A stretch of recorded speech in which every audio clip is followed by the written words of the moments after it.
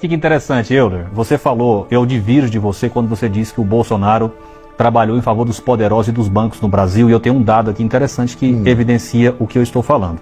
O PIX foi um mecanismo implantado pelo governo Bolsonaro para possibilitar a transferência entre contas bancárias sem pagar taxa. Você sabe quanto que os bancos perderam com o PIX só no primeiro ano? 2,7 bilhões. Como é que um governo que é aliado aos bancos toma uma medida que prejudica os bancos numa dimensão como essa? Eu não consigo entender o seu argumento. Zé, eu sinto te contar, Zé. Hoje no mundo inteiro, você vai na China, você pega o seu celular, lá é mais do que Pix, está muito mais avançado. Hoje você vai num restaurante lá, a câmera viu a sua fotografia, você não precisa nem apresentar cartão. Já sabe o seu nome lá, está muito mais avançado. Pix aqui no Brasil já veio tarde. Eu não ouvi o que eu ouvi. Pix aqui no Brasil já veio tarde. A gente acabou de ouvir, mas você ouviu também, né, Dani? Pix aqui no Brasil já veio tarde. É um avanço que queira, não é porque o Bolsonaro inventou Pix, uma coisa, uma inovação dele. Você sabe, nos últimos 30 anos, qual o governo que menos pagou juros para bancos?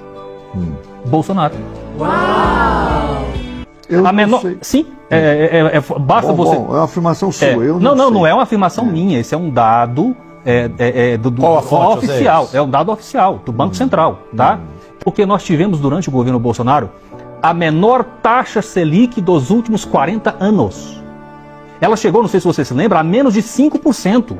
Eu lembro do Ciro Gomes, inclusive, chocado com isso, criticando a esquerda. A esquerda sempre disse que ia baixar os juros, e os juros, os menores juros dos últimos 40 anos no Brasil, praticados durante o governo Bolsonaro. O banco, se eu receber 0,5%, 1%, 2% ou 13% igual o Bolsonaro deixou, quem deixou essa taxa de 13% foi o Bolsonaro. Mas quanto foi que a Dilma deixou? Você lembra quanto a Dilma deixou? O Banco Central está 12%, ele que deixou, não foi outra pessoa não. Quem botou o cara no Banco Central hoje e tirou ele do controle foi o Temer e o Bolsonaro, para o governo não controlar o Banco Central.